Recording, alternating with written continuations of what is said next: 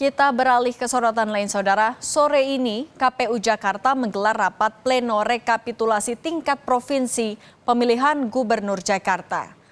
Rapat pleno tingkat provinsi dilakukan setelah menyelesaikan rekapitulasi suara tingkat kabupaten kota. Berbeda dengan rapat pleno tingkat kabupaten kota, di tingkat provinsi, KPU mempersiapkan segala kendala yang dihadapi selama pencoblosan dan rekapitulasi, seperti keluhan dari pasangan calon dan saksi-saksi yang tidak menandatangani hasil rekapitulasi.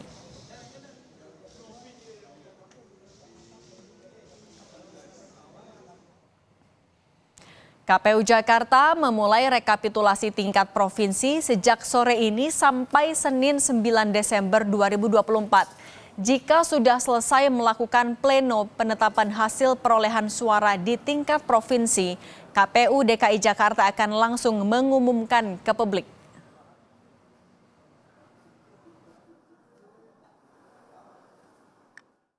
Halnya dengan tingkat provinsi. Tingkat provinsi juga nanti pengumumannya setelah kami selesai melakukan pleno penetapan hasil perolehan suara di tingkat provinsi, maka kami akan langsung umumkan.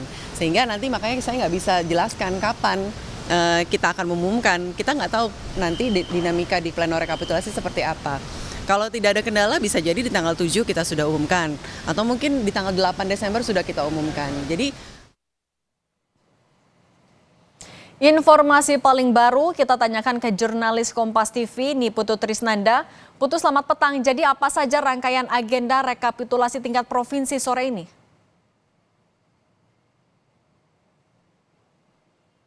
Ya, tentu saja hari ini KPU Jakarta dan juga seluruh jajarannya akan melakukan rekapitulasi atau penghitungan suara di tingkat provinsi. Kalau kemarin sudah ada, kita ikuti sama-sama juga bagaimana di tingkat kota dan juga kabupaten ini sudah mulai diverifikasi hasilnya.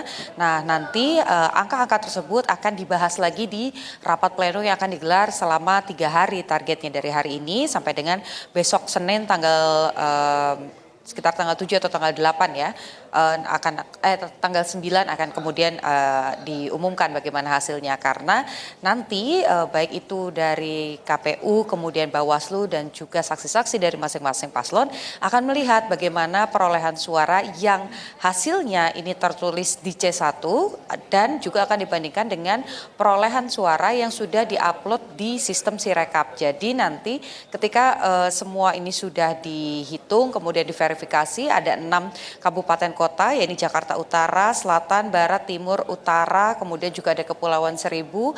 Kalau tidak ada sengketa sama sekali, maka setelah proses ini selesai, hasilnya akan langsung diumumkan oleh KPU Jakarta. Tapi kalau misalnya nanti pada akhir akan ada tuntutan ataupun juga sengketa, KPU baru bisa meresmikan hasil rekapitulasi ataupun juga rapat pleno ini setelah putusan MK.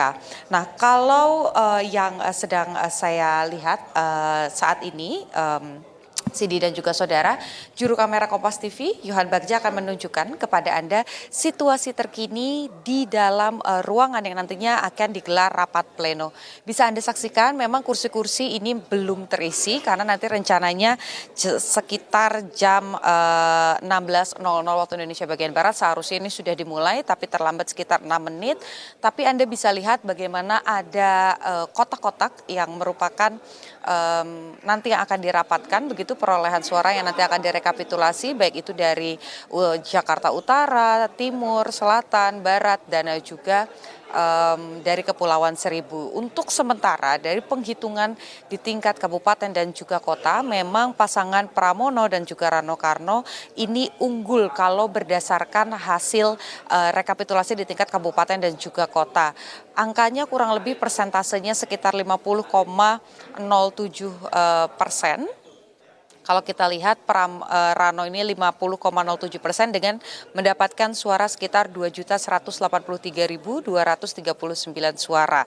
Sementara pasangan Ridwan Kamil dan juga Suswono ini kalau dipersentasekan jumlahnya ada 39,4% dengan 1.718.160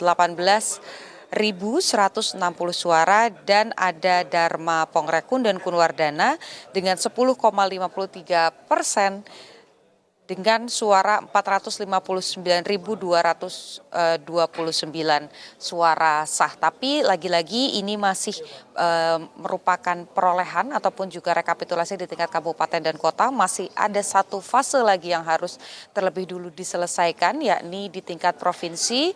Lalu dilihat lagi nanti apakah ada sengketa atau tidak, karena jika tidak dan Pramono dan juga Rano ini memang betul mendapatkan 50,07, artinya melebihi 50+1, pasangan Pramono Rano ini kemungkinan akan bisa muncul sebagai pemenang dengan hanya satu putaran. Tapi kalau ada yang berbeda, misalnya di tingkat provinsi, apakah ada suara sah yang kemudian berubah angkanya, atau misalnya ada temuan-temuan lain yang tidak sesuai pada saat proses verifikasi, maka tentu saja ini akan melewati sengketa dulu di MK, begitu baru nanti hasilnya bisa diumumkan setelah MK memberikan keputusan. Cindy. Terima kasih jurnalis Kompas TV Niputu Trisnanda atas laporan Anda.